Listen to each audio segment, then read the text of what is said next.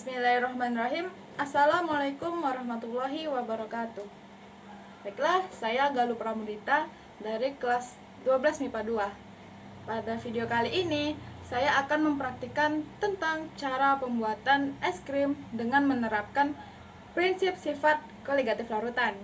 Nah, sebelum itu, sifat koligatif larutan ini apa sih?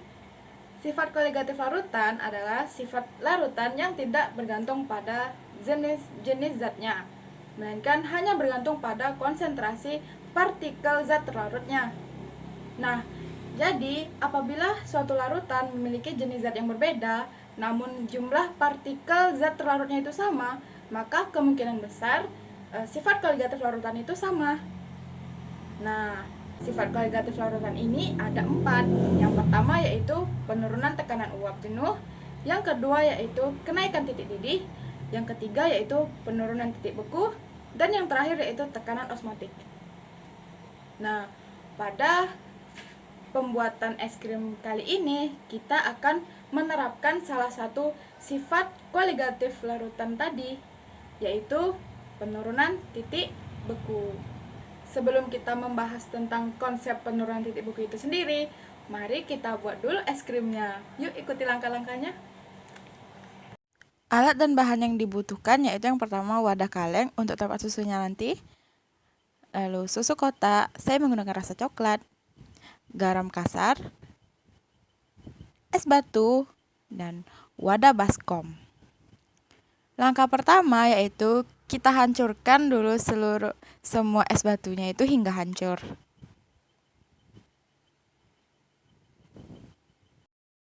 Nah, setelah hancur, kita masukkan es batu ke dalam wadah baskom.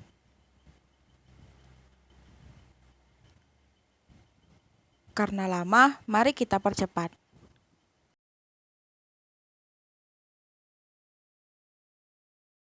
Nah, setelah itu taburi garam ke bagian esnya. Nah, garam di sini berguna untuk menurunkan titik beku zat pelarutnya, atau di situ air dalam bentuk es yang sudah membeku. Nah, maka semakin banyak garam yang kita taburi, maka semakin besar penurunan titik bekunya. Setelah ditaburi, kita ratakan garam tersebut. Setelah garam tercampur merata, tuangkan susu coklat ke dalam wadah kaleng.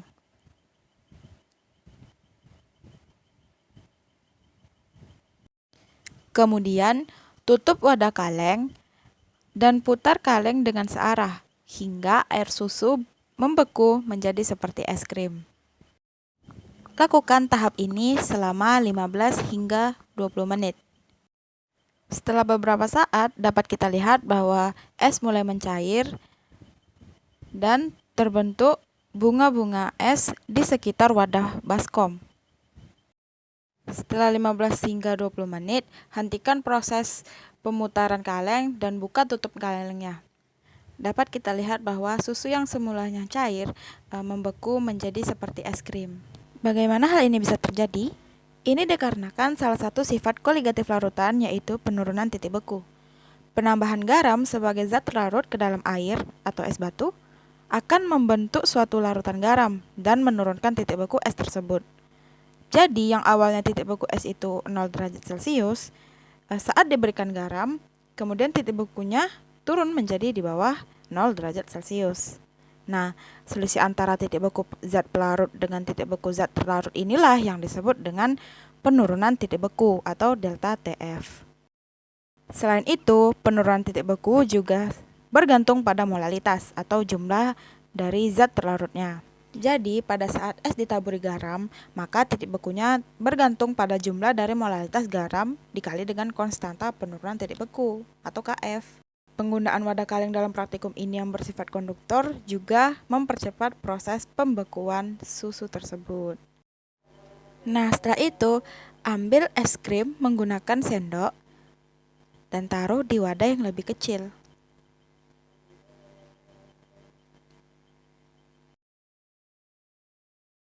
Tambahkan topping sesuai selera dan es krim siap disajikan.